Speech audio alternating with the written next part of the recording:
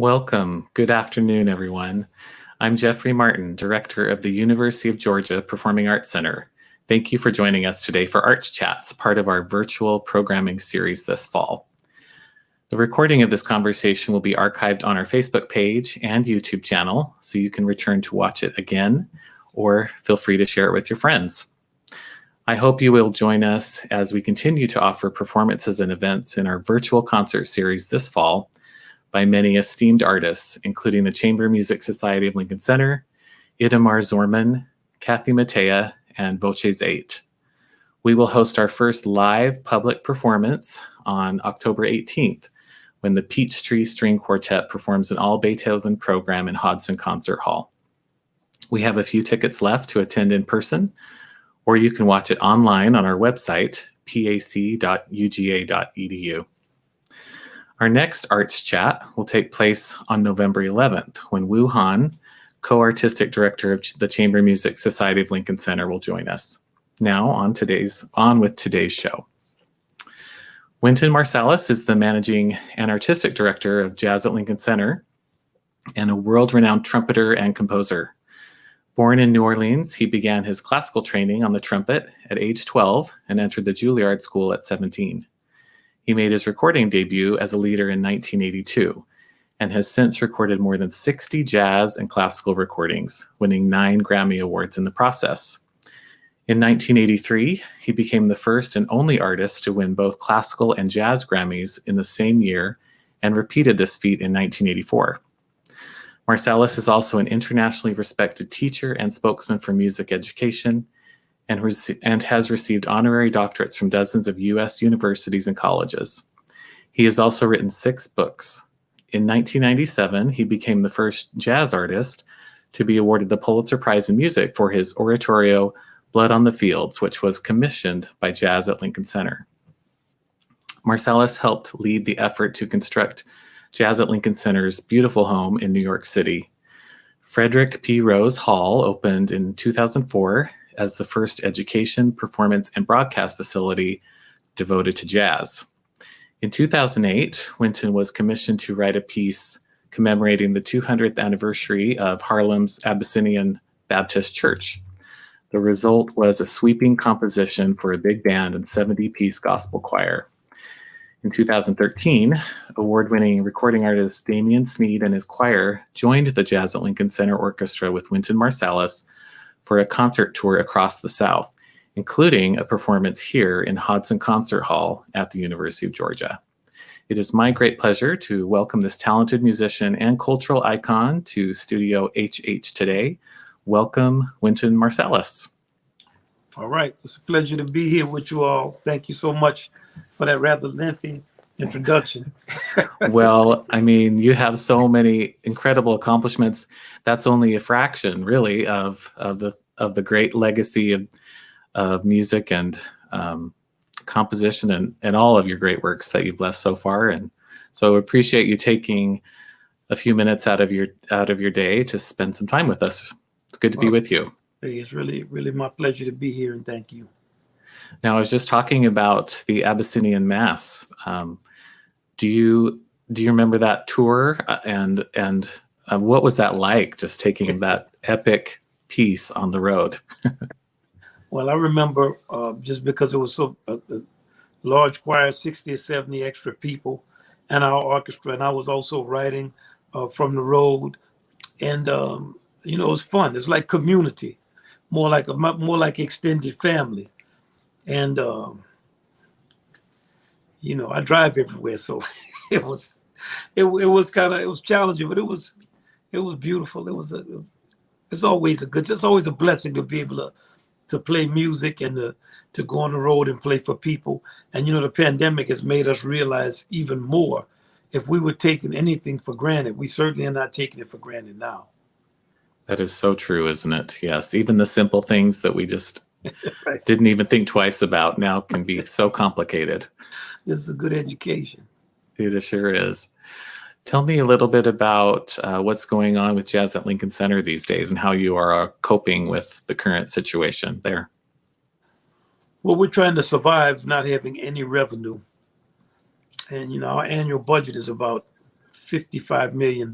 So we had to immediately cut 20 million out of it. So we're down around 34, but all of our projections to come into the spring and deep winter season, I think they're going to be off too. So we're just looking to cut and to ask all of our friends to help us to survive and to get online and stay active. We put a lot of content up in these months. We have about 500 and something things that we've put up. And now we have a septet from the orchestra that's on tour, playing limited engagements outside for select audience with social distancing and all the different protocols and rules we have. If you're fortunate enough to be on this tour, you get to take the COVID test every week. I'm going to take mine again tomorrow for the third week. So we're trying to stay in space, serve our audience, be truer to our mission, and be much more humble about how we have to ask for funds and funding and try to be both creative in terms of how we make money and then asking people to support us. And we have staff meetings every day. We have one today at 11 o'clock. And we go through all the aspects of our business, from marketing to development to the building. We have a building called Frederick P. Rose Hall. It has 3 halls in it, and it's just thoroughly dark. Normally, we have a short-term leasing business with a hall that gives us quite a bit of revenue that helps us to make it through the year. Now that's gone. We've recently opened our club, Dizzy's, for virtual performing. It's still no people in the audience yet. And, we're doing a lot of educating online, and we're doing what everybody else is trying to do. If you don't shut down, you try to survive and work, be nimble, and come up with new and different things. How about you personally as an artist? Do you find that you are able to create during this time frame, or are the administrative duties kind of trumping any creativity that you might have had? Well, I would say the first 4 or 5 months of it was just administrative, try to survive. But I'm always working on music and writing and singing songs and stuff, so I don't really I don't separate that from anything. I'm always teasing people and messing with them. But I've written a piece during this time that's called Suite for Democracy. It just lays out topical things that we've all seen. It has 8 movements for septet. And it's unusual because I normally don't write on topical things. I tend to actually tease those kind of things as being Dear Diary. Like, I don't know why you would be interested in whatever happened to me today. So I'm always trying to figure out how to find something that ties all of us together, that has an interest larger than my own. But in this case, of all the things that we've seen, people getting out in the street, people losing loved ones to COVID-19, Black Lives Matter movement, the generation gap that we've seen with who the disease attacks and the decisions we have to make. Also, the dancing and stuff that we do is not all kind of dark. Some of the things I notice on protests, the kind of hip rhythms and stuff that the tambourine players and drummers come up with, it's all ad hoc. People just meet each other out in the street. Sometimes if you have a slogan that's in 7/4, it's interesting to see how those percussionists work it all out. So, I wrote a piece that's based on that. And I also have a piece that's out now that's called the Ever Funky Lowdown that was recorded before this came out. And people are asking me all the time, did I write it in this period? And I wrote it 2 years before now.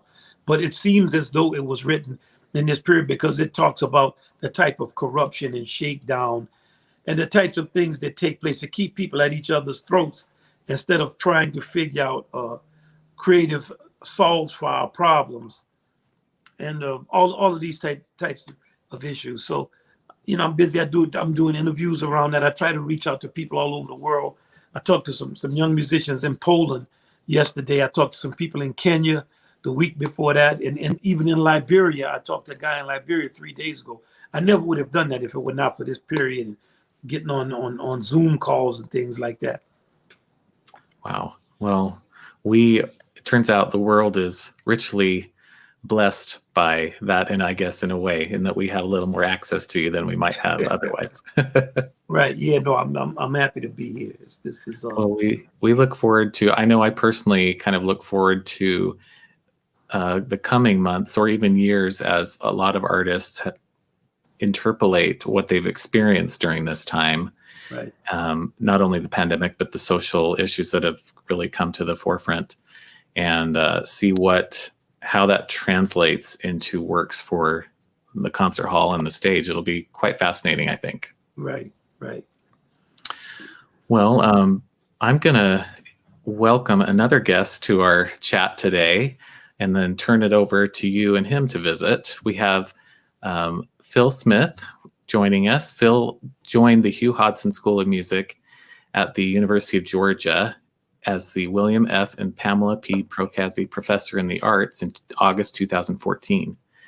In addition to teaching his trumpet studio, he is the bandmaster of the UGA British Brass Band, member of the Georgia Brass Quintet, and coach of the Bulldog Brass Society. Phil came to UGA upon his retirement from the New York Philharmonic after 36 years as service as principal trumpet. Welcome, Phil. Hello, my friend Wynton. How you doing? Good, Phil. It's great to see you, man. It's great to see you. It's great to see you. It's fantastic. I was listening to all of you was saying, man, I don't envy you. It's hard enough just trying to be a professor, let alone trying to run an organization. Man. I'm I'm baffled by how all you've got to do. Well, and then keep the horn going as well. Oh man, don't even talk about that. Just seeing you makes me feel like practicing. Likewise. It reminds me of all those concerts I saw you play. We all Lou Soloff and everybody. We would go see you, man. We'd leave the concert and we would go and we'd just talk about what we heard you play. So, and it's such a blessing. I always tell students when I'm talking to them a lesson I took with you, and we're talking about phrasing, and you said, man, you have to realize how much time you have between these phrases. And I think about that. I even apply it to business things now. That you got to just find the right amount of time to get the ebb and flow, and to not rush. So it's a blessing. It's a blessing to see you. It's great. It's great to see you, my friend. Listen, when was that? I mean, you're a little younger than me, but when was it that we had a lesson? You asked me, and you came for a lesson. That was 1980. Good grief. Good grief. That was 1980. That was 40 years ago. Yeah, well, that is so bizarre, and here I am. I mean, when I was just a young guy myself. So what do I know? I don't know nothing. I'm still trying to figure out how to play the trumpet myself. You knew a lot. I got many lessons from you. Not all of them were sitting down, but just all the many great pieces that I heard you play, and it stays with you, especially in a time like this. I can tell you one time that you played the Brandenburg, and John Faddis and me and Lou Soloff and Alan Rubin. It was a lot of trumpet players. We were all sitting in a row. Man, you played so great that night. We were just all looking around. We were like little kids, listening to you play. And I could just go down the list of things you played, from Pines of Rome to Ravel Piano Concerto to Mahler 5 to Pictures of the Exhibition, on and on. Every time there'd be like some important trumpet, I would always make sure to figure out some kind of way to get into the hall to check you out, and you never disappointed. You play with such feeling and accuracy and consistency, and just man, I want to get this opportunity, because I have not had it, to thank you for all those fantastic performances over all of those years. On behalf of myself and all the trumpet players, that we would check you out and talk about your playing and how fantastic it is and was. Hey, I'm honored, and thank you. Thank you, man. That's great. I appreciate your kindness and your love, man. But I want to talk about you. That's the whole reason we're here, is to talk about you, not talk about me. I just remember that lesson. Sometimes you got to talk to kids about their sound. I didn't have to deal with that with you. Sometimes you got to talk about their tonguing. I didn't have to deal with that with you. It's like, shoot, man, I don't have nothing to say to this kid. He plays great. This kid is really super. But it was really cool. And then I think after that lesson, you went ahead and you made the recording, and then you started getting Haydn and the Hummel, and I think the Leopold Mozart. That's right. And then Zubin Mehta said that you were going to come and play. And I have to confess, I twisted his arm. I said, "Do you think I could maybe do the Vivaldi?" You remember that? That was great, man. Oh, that was great. That was cool. And I've got a program right here of it. and two little babies in this picture. What year was that? Have mustaches on, trying to make ourselves look older. So that was the time. But that when was that? That was when was that? That was 1985. You did 4 performances of the Haydn, and then I joined you for the Vivaldi afterwards as an encore. I remember. And that was cool. And then the next thing, and I don't know if you remember this, but man, I remember it in New Jersey. Yes, I remember. I thought I'm gonna, I'm gonna ask Wynton whether he would like to come out and play. At the time, I was conducting a Salvation Army band out in Montclair, New Jersey, brass band, and we were doing a concert to raise funds for World Hunger, and I thought that I would ask if you would do it, and you came out, and it was such a great thing. I got the program from that.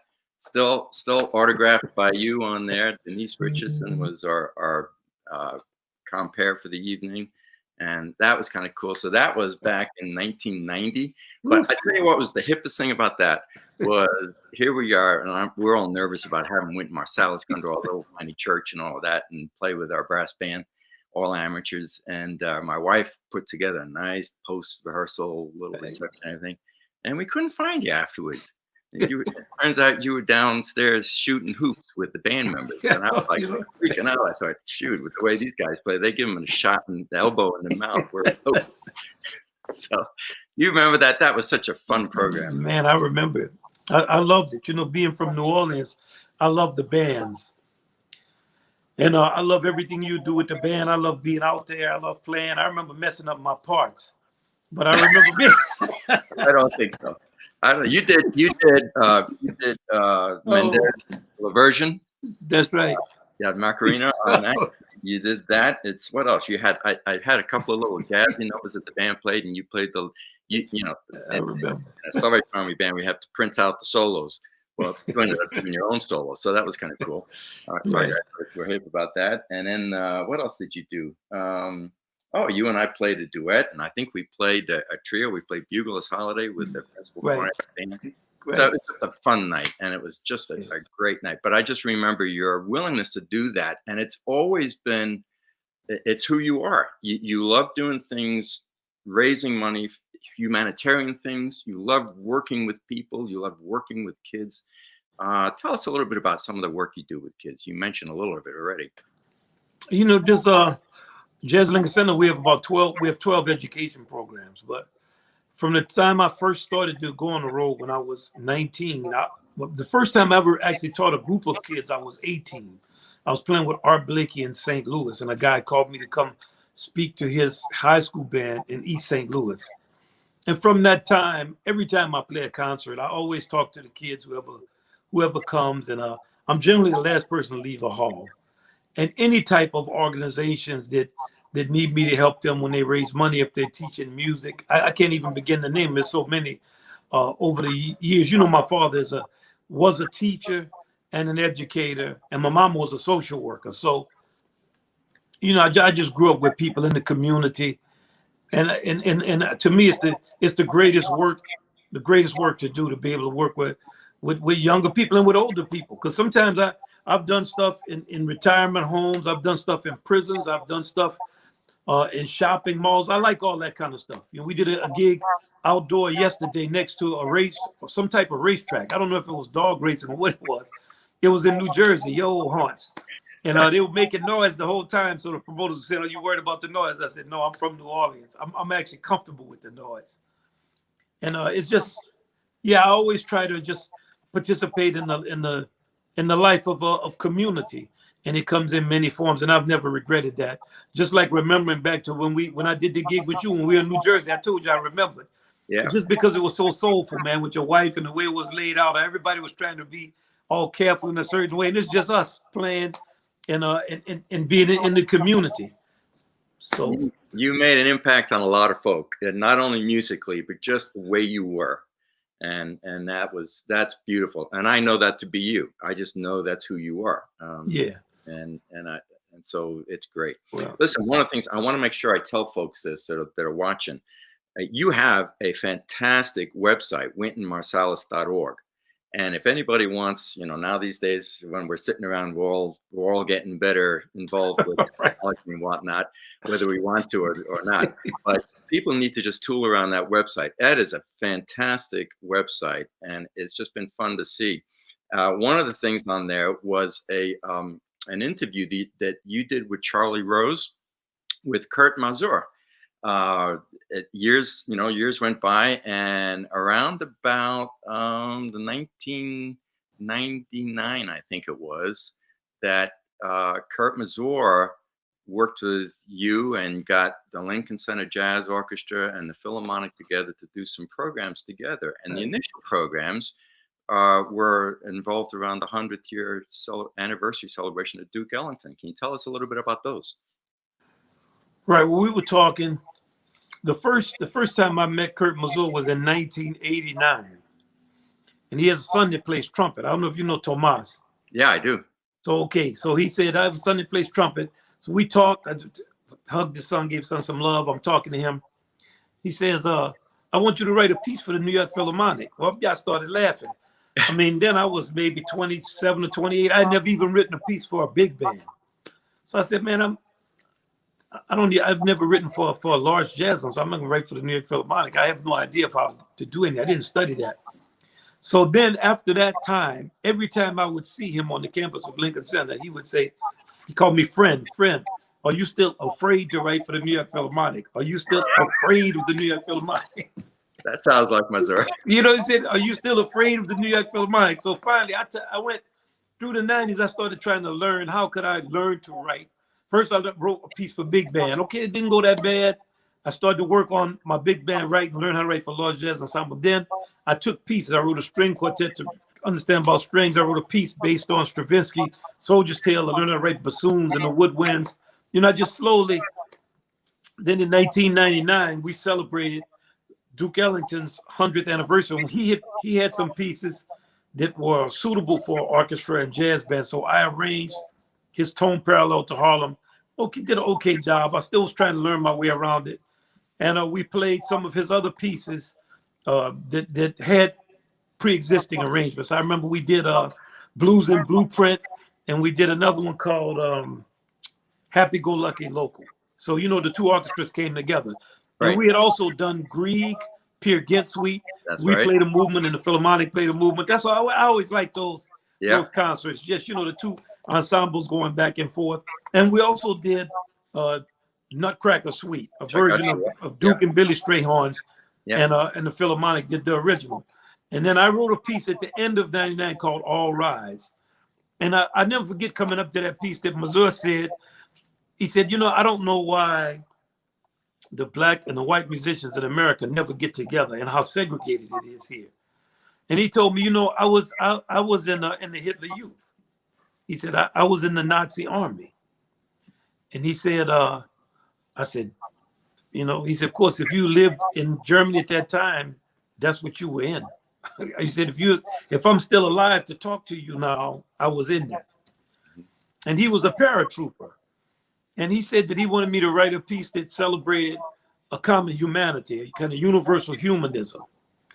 And he told me that what you don't understand about Nazism and about Hitler, he went into deep detail about it. He said, you don't understand how much cheerleading went along about it. Because when you hear about it now, you think that it was people were walking around with long faces, but it was not like that. And he said, and you also are told that it was economic and it was this, and people didn't know that people were in concentration camps. He said, everybody knew. I knew, and I was a teenager. And he said, you have to always be aware of the fact that there's a very thin line between civilization and barbarism. Yeah. And you think it couldn't happen here, but it could happen. So when I went to meet with him, I wasn't expecting him to talk to me in that way. With that type of seriousness and depth. And also, I have to confess, at that time, I didn't really understand who he was in terms of the impact he had in East Germany. And at one point, they wanted to have him be the president of he had such a cultural impact, and he was such an enemy of Nazism and of people being against human rights that then I went back and I read up on him. So the next time I saw him, I was ready just I understood who I was talking to. So I know I kind of went into a long story, but that was the truth of that. And whenever I think about him in that period, I always think about those things that he told me. He had tremendous respect for you. That came up time and time again. There were times, you know, the thing I like about Masur was definitely the boss. I mean, as far as the orchestra was concerned, it was his way or the highway, you know? Right. He's old school maestro. Yeah, that's just what it was. You know, you'd be doing your best back there playing and thinking, I'm doing just what he asked me to do. And meanwhile, he's looking at you going, and I'm thinking, I don't know what's wrong. I think I'm doing it right. Right. But, you know, what I always loved about him was that whatever that discrepancy might be on stage, it was left on stage. And when you saw him off stage, he was a wonderful guy. Right. And when we were going on tours, he was one of the few music directors that stayed in the same hotel with the orchestra. Right. And you'd see him down at breakfast, and he'd like to sit and have coffee with you and chat about stuff. He was just a really great guy. So I know that he had tremendous respect for you, and just was doing whatever he could to get you to get that song out there. And he did. Yeah, it was He great. did it. It was because of him. And, you know, he loved you, of course. If he say your name, it'd be like, you know, of course. he was a good guy. I love him with all my heart. And his son has gone on to become a conductor himself. So it's right. In fact, I just had an email from him the other day. We just keep in touch and right. all of that. It's you know, Kurt was such a great guy. In fact, you and I with Kurt, there was what was it? It was the something New York City 100. There's the Greater New York Centennial Celebration.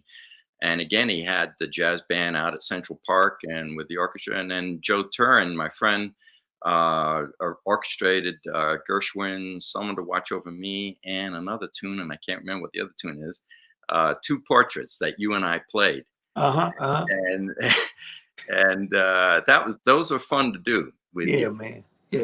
They were definitely fun to do. And so that was just another highlight for me. I want to talk a little bit about your compositions. You already mentioned some that some of your and I've tried like heck to get some of my grad students to play this. Your Fiddler's Tale.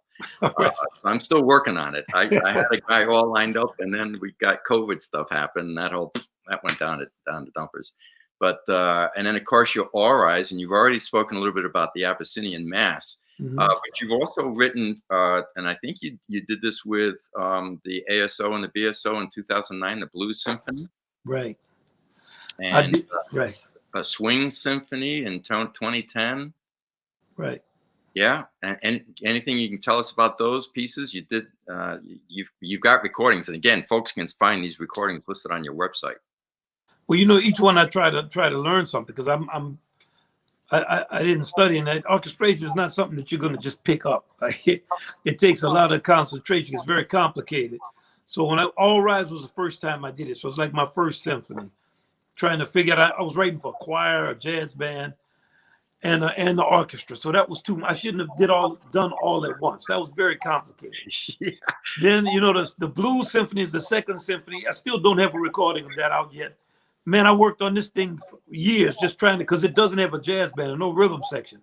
And to try to figure out how to get motion and what am I writing, what's not right, and to figure out how to write something that will sound still like the feeling of the blues and the feeling I want, but that orchestra musicians can play.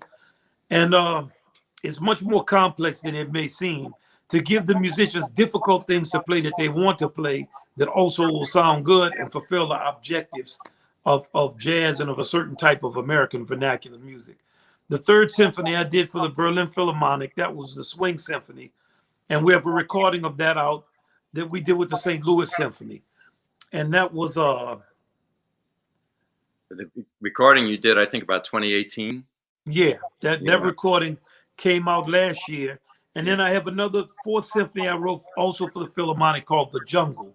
That's not released yet. And that was probably my most, when we played it played down the best. At least Carlos Enriquez, our bass player, told me, okay, you figured out how to write this now. This is much better than it normally is. Thank you, friend.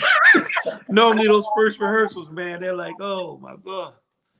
But so, yeah, and I wrote a violin concerto that came out last year. And I've written a lot of pieces just for large extended pieces for jazz orchestra. That's the instrument I deal with all the time. Yeah. Tell us a little. Can you expound on your Fiddler's Tale a little bit? Well, that was the tour that we did in 1998. That's when I was trying to figure out about the clarinet and the bassoon and the woodwind instruments to get ready to write All Rise, and it's based on Stravinsky's A Soldier's Tale, and Stanley Crouch wrote the libretto. It's about a fiddler who sells out to record companies, and it's funny. The libretto is really funny, and Andre DeShields actually went on the tour. So his career's gotten like a big kickstart because of some Broadway shows that he's done. But that was interesting. The part I wrote up a part that was too hard to play. That triple tonguing is hard because then I had to go on tour and play all of it. I had to play first half we played Stravinsky, the second half we played that. Man, that was. You used to be able to play that. I tell you when, to be honest, here we are, trumpet player to trumpet player, and nobody else is listening, right? I mean, I go back and I listen to recordings that I made when I was a young guy, and I'm going, I didn't play that. I can't believe I played that.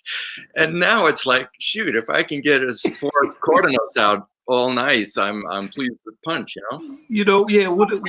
What do we think? What were we thinking about?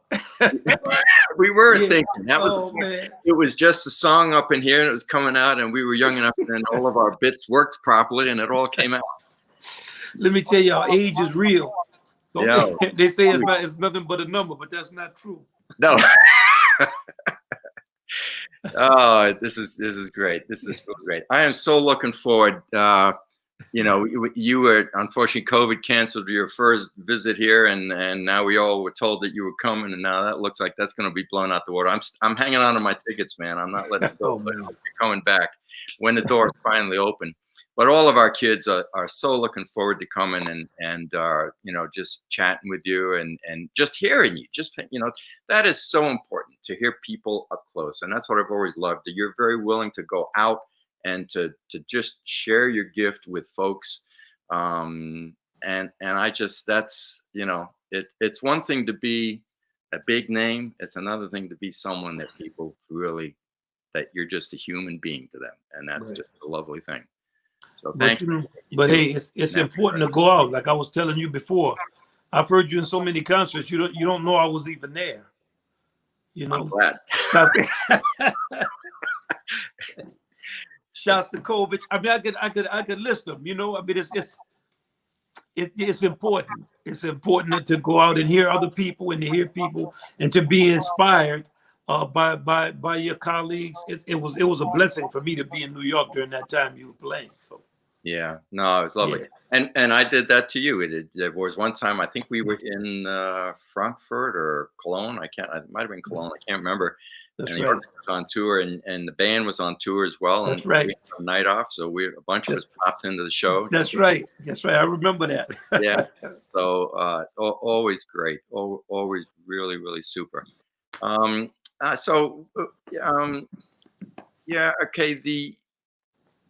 You tell us a little bit about your dad. I'm sure we've got similar stories about that. My dad was very musical, and just the relationship. What was your relationship like with your dad? Well, I was always hanging with my father at gigs, and this is the South. He grew up in segregation, so my father couldn't get on the front of a bus or any of that till he was 26 or 27 years old. To give you a sense of just the place. So we were living in small southern towns like Brobridge, Louisiana, Opelousas, Little Farms, Louisiana. And my father was at first a band director for segregated schools. So the condition they were in. And I was always going to gigs with him. And the kind of music he was playing modern jazz. And nobody really in those areas wanted to hear that kind of music. So he would be playing in clubs, man, it'd be like some of the worst looking dives, but country. Not dangerous, but just country type places. And he would play, and it'd be 5, 6 people in the audience. And I just was always hanging with my father. I always went to gigs with him. And then later we moved to New Orleans, but I was always in the habit of being around him. And he was very philosophical. He wasn't emotional. Like he wasn't the type of guy that would be hugging on you or any of that. But he had a lot of little, you know what I mean? Yeah. You was never gonna get an "I love you" out of him, man. If he'd ever told me that, I'd have lost more hair than I lost now. I mean, that wasn't his way. No. So I learned more just watching him. Yeah. And he had so much integrity about playing, and he had so much belief, and he taught other students, and he taught the other kids with the same feeling that he would teach us with. He had the same love. I remember maybe 3 years ago or 4 years ago, he called me after seeing Terence Blanchard's opera. And man, you'd have thought he was talking about one of my brothers. He was just glowing. 2 hours he kept me on the phone. Man, then the cat did this, and he did this, and this, he had this section. And my father was too, loved to hear younger people play. Yeah. And we would have a festival and a jazz band festival and competition at the Jazz Lincoln Center called Essentially Ellington. And it's gone on now for 25 years. So when we started to stream it, my father would look at every band and have extensive comments on every kid. Man, I heard a little kid from Seattle, and there's another kid from here. I heard a little drummer from. So, you know, he was very philosophical. You know, he passed away from COVID, and I was teasing him about having it. We didn't know he had it. All I did was tease him because he was so serious. I had to joke with him all the time. So I was teasing him, man, you better be careful. COVID is on you. But then, of course, he got philosophical on me. He said, man, it doesn't matter. He said, people are losing, all kinds of people are losing their loved ones all over the world. It's not any more significant that it's yours than it is anybody else. Mm-hmm. So then after he got it, I asked him, I was still kind of, because we didn't know he would pass away, but he had a lot of underlying conditions. So, you know, I was still kind of joking and messing with him. I said, man, who you think gave it to you? I started trying to blame one of my brothers, just really as a joke. And he said, man, what difference does it make? That was just how he was. He was just very, and he accepted stuff with a great deal of grace. And he was very kind of Eastern in his way of thinking. He didn't look to blame people or any of that kind of stuff. He just accepted the flow of life. Yeah. Grace. I love that. I love that word. And yeah, my dad's 94 and he's very much the same thing. You know, I never got anything like, wow, that was really great out of my dad. The best you ever got was good. Yeah, that's that old school tradition. Yeah, but my dad loved young people, and it's the same thing as just what you were saying. You know, even now he's on Facebook all the time. He's sending me stuff. He's talking to me about young musicians that he's heard and all of that. When he was a young guy, when we emigrated from England and got to the States in what would have been? That would have been in the in early '60s. He started conducting for the Salvation Army a band called the Metro Youth Band. It was just all young kids, and of course in New York City it was predominantly black young kids. And here's this very British guy, but man, he loved those kids. He loved on those kids, and he taught those kids, and that band became something special. And that's just who he is. You know, it's about music. It's about the heart. It's about love. It's about the Lord. And it's just, you know, and that's a great thing to have modeled for you and for me, and to encourage us as we model out to other young kids. So yeah, definitely. And just thanks. You know, I'm sorry about your dad and the COVID thing. That hit us all like a ton of bricks when that happened. Yeah, man. That's a tough thing to have to hang on to. But you know, honor your dad by loving on others. Yeah, you know what it is. Yeah, I got it. You know what it's about. Yeah, man, I could go on with this forever. Jeff, I'm back. Wow, talk. Good talk. I feel like I've been treated to a really special event. These two legends of the trumpet right here together, reunited. No. Yeah, this is my man. I love him. I love his playing, everything about it. Two old guys. It's just two friends, man. I love this man. His playing, everything about who he is as a man too. He's always deeply soulful, centered. Just what he's saying about his father, he's talking about himself. You know, just kind of the depth of his feeling and his humanity was always. Even when we had our mustaches, he was like that. Well, we sure love having Phil at the University of Georgia. We feel very lucky to have him here. You are. You truly are. Thank you. Yep. All right. Thanks, Phil. Thank you, Jeff. It's great talking to you, Wynton, man. Hey, definitely. Much love, man. Love to your family, everybody. See you soon. Yes, sir. Well, Phil kind of touched on this a little bit, and we know that you have a long history of education in the arts. So we're gonna let you inspire a few of our own students here at the University of Georgia, if you don't mind. I've got some students here who are eager to ask you some questions. First, we're going to welcome Noah Prince, who is a psychology major and a jazz minor from Savannah, Georgia. Welcome, Noah. Hey, Mr. Marsalis. Good afternoon. All right, now how you doing, Noah? I'm doing good. It's great to talk to you. I really appreciate you taking some time out of your schedule to have this chat with us in the university. Thank you, man. But, It's my pleasure. Yeah, just wanted to ask you a quick question. What are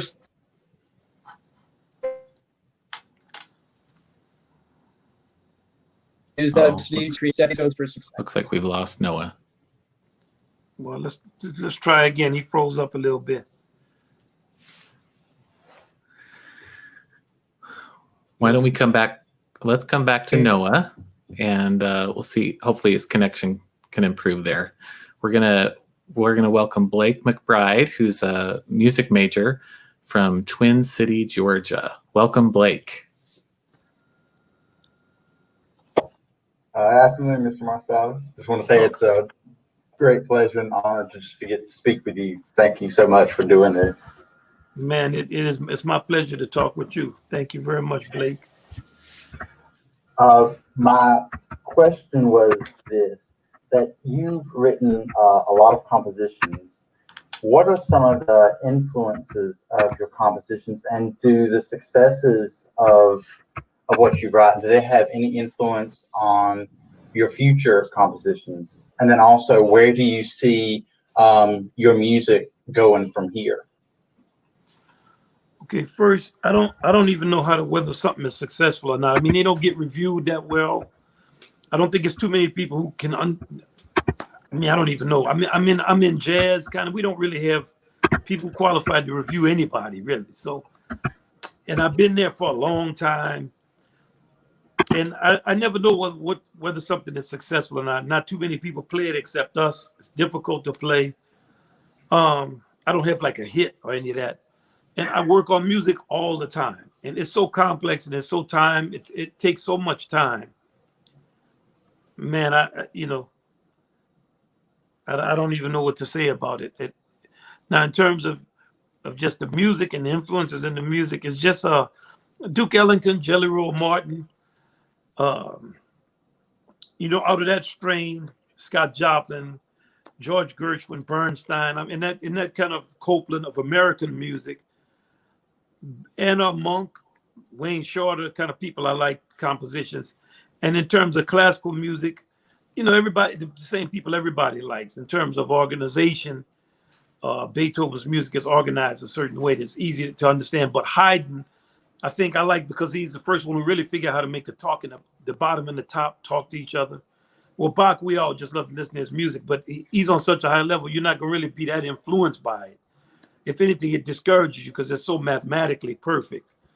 And then, of the composers, I really love Shostakovich's music and Bartok, Stravinsky, the 20th century composers. And of the contemporary composers, there are a lot, especially of the soundscape composers that write soundscapes and music with a lot of repetition in it. Or I love John Adams' music, Penderecki's music. I mean, there's a lot of good music. So far as whether I'm influenced by it, I don't know. I don't know if I know it well enough to say I'm influenced by it. I guess my main influences it will probably be Duke and Monk, Jelly Roll, in terms of understanding how to put forms together. Jelly Roll Martin. You asked me another question. I didn't remember it. What was the last one? I just wanted to know, how do you envision your music evolving in the future? I just always try to get better and try to do different things. Right, more intricate forms, get deep into the kind of mythology. A lot of my music comes out of the American mythology. And it's difficult because we don't really know it. So I'm left to interpret that mythology alone. I was lucky to know a lot of the great artists like Romare Bearden, great Afro-American artists, but also just generally American artists, and then artists around the world. And when I say generally American artists, I'm not talking about skin color so much as cultural orientation. There's be some people with brown skin, but they don't really know the Afro-American tradition. So I'm cool with them too. And it could be some white people who really know the Afro-American tradition, like Gunther Schuller is an example of a person who would be considered if you're categorizing people by race, as a white composer, but he had encyclopedic knowledge of Afro-American music. So I tend to put it all together as American music, because I've been influenced by everything from John Philip Sousa's music to Bernstein's music, on and on and on. And I did not segregate those musics when I was learning them. It was just some music I was playing. I just try to become more sophisticated as I grow older and get deeper into the mythology. And I've been fortunate to write a lot of music. And I'm also fortunate to have worked enough to where I can just write music as a hobby. Like I always wrote music, because you surely lose money when you write it. So if you don't have some money when you start off with, that's not a field to go into. You got to want to do it. Great questions, Blake. Thanks so much. Thank you, Blake. Good luck. Let's see if Noah can join us back for his question. Hey, sorry, I think my internet got a little nervous. So yeah, what are some of your biggest personal setbacks that you've experienced throughout your career, and how have you used that adversity to create? Okay, can you hear me?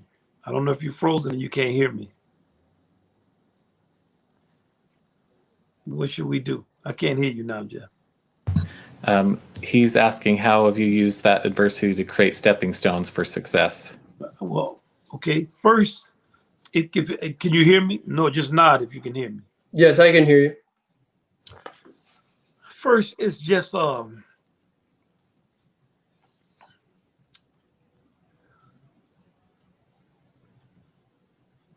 man, it's hard to even explain it to you.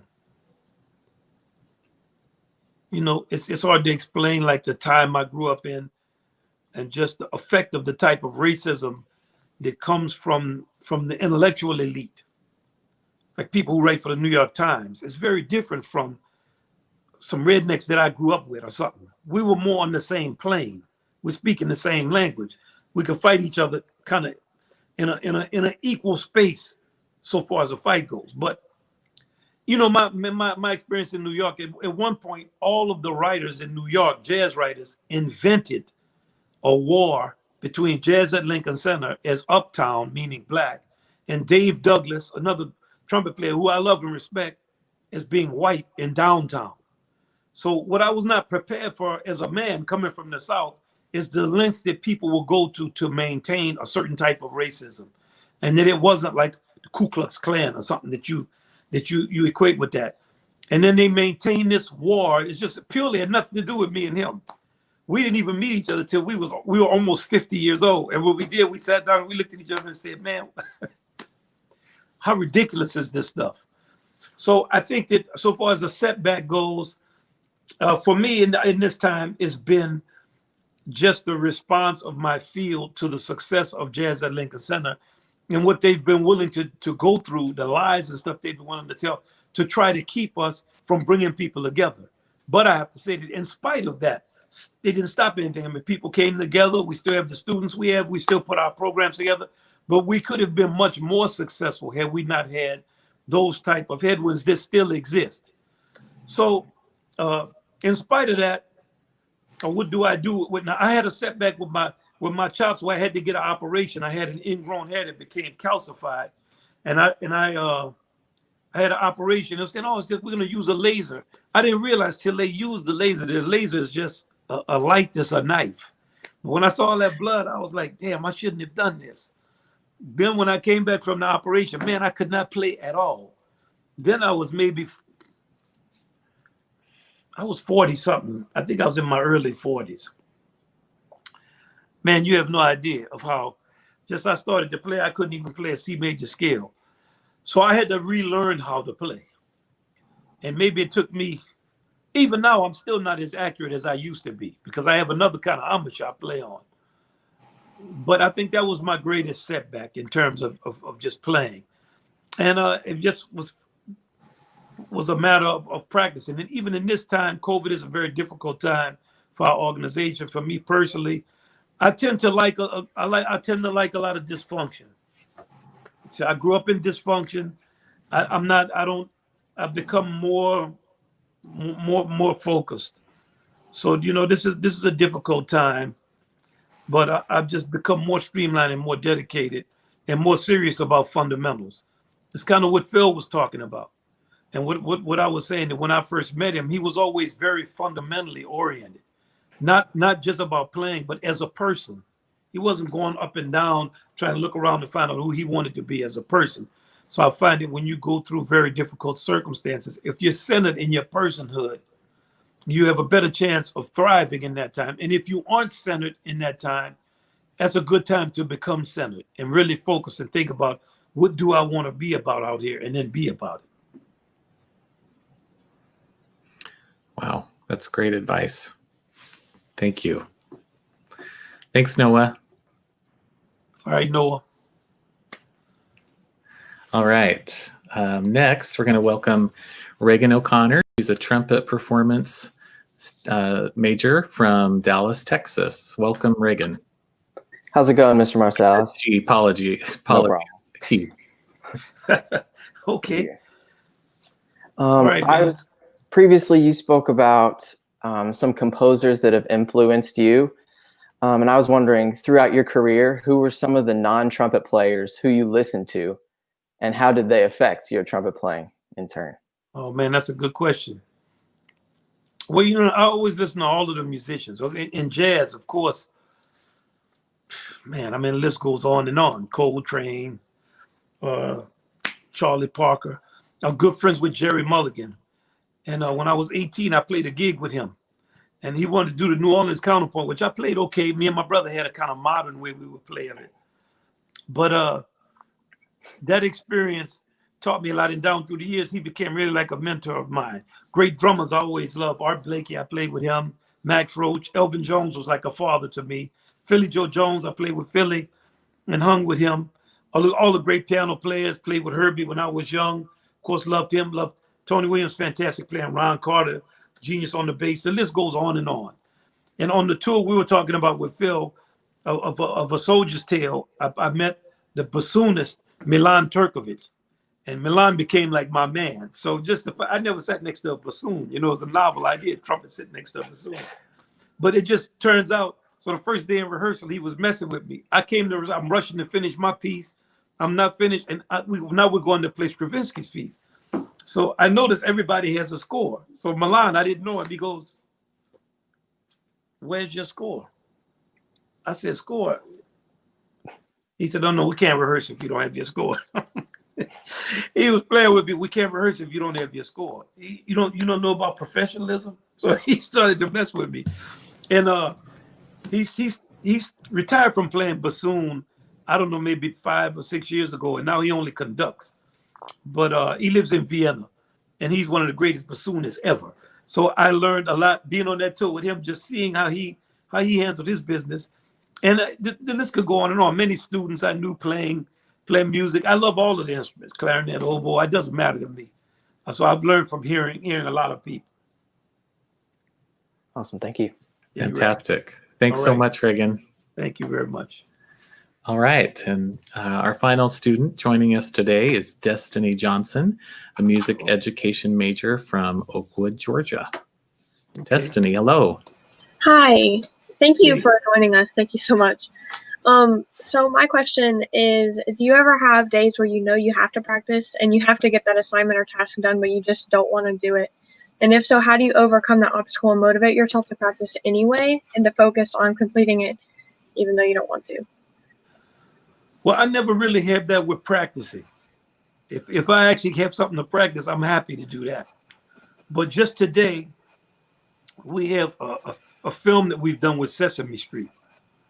And I have to look at that film and give hundreds of comments on the mix and on the cuts and the video cuts. And I just don't want to do that. So I got up this morning and I started doing it. And after I've worked for like 3 or 4 hours, it's like a 60-minute show. I'm only 21 minutes through the show. And I'm going to have a call in 30 minutes. I just saw a message come through where Adam, who's the director of the film from Jazz Lincoln Center, said, "I'm looking forward to talking to you at 4 o'clock." And I don't know how to tell him, "Man, you're going to talk to me at 4 o'clock." But I still have 40 minutes to go, which represents 6 hours of listening. So, these are the things I don't want to do. I tend to just make myself do them. I don't fool around with them. You know, I think that when you fool around with things, you never do it. But if you just do it, you do it. And I found that to be the case with anything that has a certain degree of rational, if you're thinking rationally. Now, curiously enough, you'll do something stupid and you'll just do that. So I always try to tell myself, before I do something stupid, don't just do a stupid thing. Wait.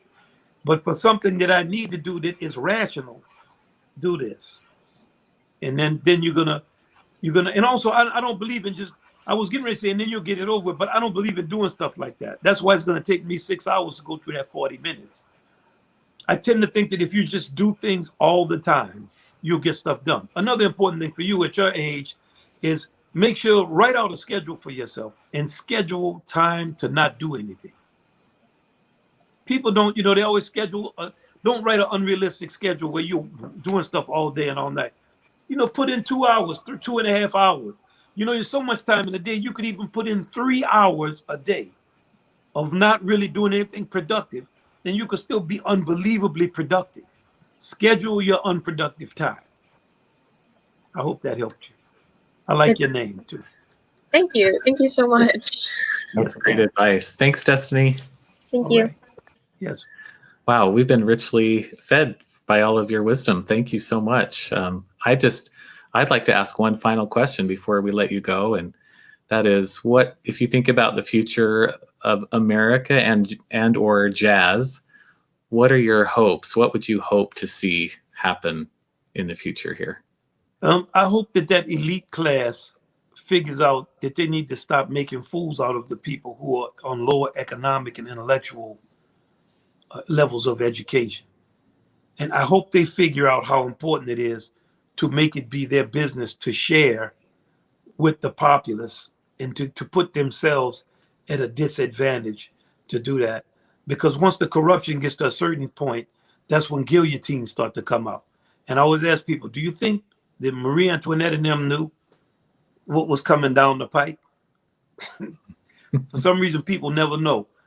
You can't just skim all the fat off the top of stuff and just leave people with, you know. So I'm hoping we can figure that out. It doesn't look like we're going in that direction, you know, but I hope that there's an awakening of integrity, and that the kind of mass corruption that is now for our younger people, they'll think it's just normal.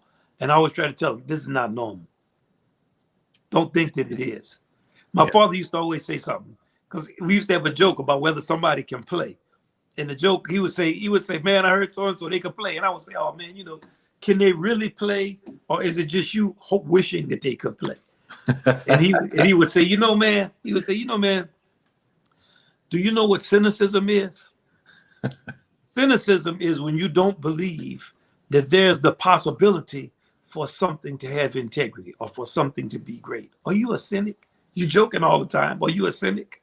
So as the years passed, he started telling me that when I was actually in high school. As the years passed, he would always ask me the question, if I would be kind of negative on him, do you know what cynicism is? And he's telling me that to let me know that there is always the possibility that this time you're encountering someone or something that has integrity. Phil Smith was always like that. He was always a person of deep principles and a man of great integrity. Wow, that's a powerful message. I appreciate that a lot. And I think we can all look forward to, we all need to make an effort to do our part to be hopeful and to have integrity and to inspire that in everyone that we encounter in our we got to do it. It's for real. efforts.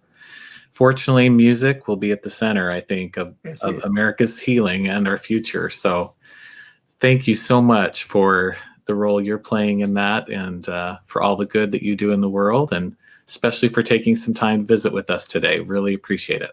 Thank you so much, Brother Martin. Thank you. Okay, we'll see you. All right. Yes, indeed. Y'all take care. Thank you. All right. Well, we've sure enjoyed visiting with Wynton Marsalis today. And I'd just like to remind you that the Jazz at Lincoln Center Orchestra with Wynton Marsalis is scheduled to return to the University of Georgia Performing Arts Center on April 8th, 2021. So we're hoping for the best. You can learn about all of our upcoming performances and events on our website at pac.uga.edu. Thank you so much. We'll see you next time.